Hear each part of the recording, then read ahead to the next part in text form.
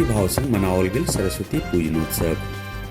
दिनांक 23 जनवरी के विद्यापति मैथिली युवा मंच नव दिल्ली द्वारा 16वीं सरस्वती पूजनोत्सव मनाओल गेल।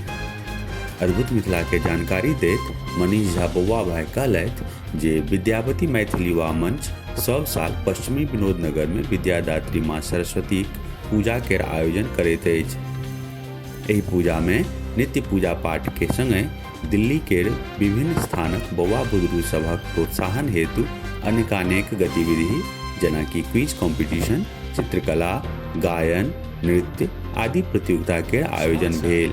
आ तत्पश्चात मैथिली सांस्कृतिक कार्यक्रम गीत नाद के सेहो आयोजन छल।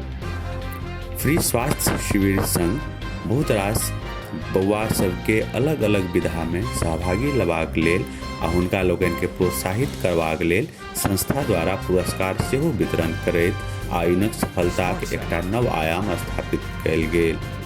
एहि शुभ अवसर पर संस्था द्वारा हर वर्ष एकटा पत्रिका स्मारिका के सेहो विमोचन करैत अछि। एहि बेरक पूजा स्थल स्वाति अपार्टमेंट पार्क छल, जतय भक्तगण के नीक भीड़ सेहो उमड़ल छल।